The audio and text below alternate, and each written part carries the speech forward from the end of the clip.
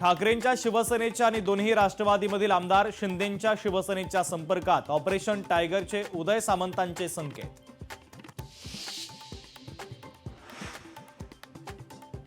E vehicle करता येत्या 8 दिवसांमध्ये पूर्णतः टोल माफी करावी, प्रश्नोत्तराच्या तासादरम्यान विधानसभा अध्यक्षांचे निर्देश। विधिमंडळातील आसन व्यवस्थेवरून महाविकास आघाडीमध्ये खटके, ठाकरेंची शिवसेना आणि काँग्रेसच्या आमदारांमध्ये आसन व्यवस्थेवरून सुंदोपसुंदी, विधानसभा अध्यक्षांची घेणार भेट।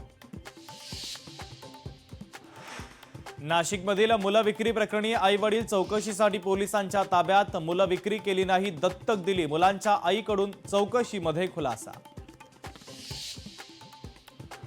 मुंडव्यातील वादग्रस्त सरकारी जमिनीबाबत अंजली दमानिया यांचे पुण्यातील माजी उपमहापौर निलेश मगर यांच्यावर जमिनीची पॉवर ऑफ अटर्नी घेतल्याचा गंभीर आरोप, मगर यांनी आरोप फेटाळले।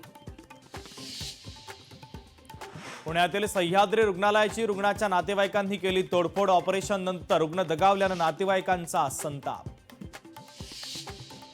घायवळ टोळीतील सदस्यांना शस्त्र परवाना, एजंट निलेश फाटकनं 15 जणांना दिला परवाना, बनावट कागदपत्रांच्या आधारे परवाना दिल्याची धक्कादायक माहिती समोर।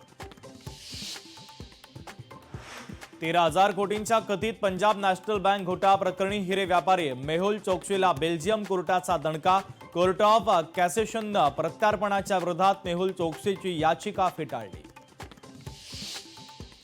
बारामती आणि पुण्यामध्ये 5 ठिकाणी ईडीची छापेमारी, गुंतवणूकदारांनी 108 कोटींच्या फसवणूक प्रकरणी ईडीची छापेमारी, तर आनंद लोखंडेंवर गुन्हा दाखल।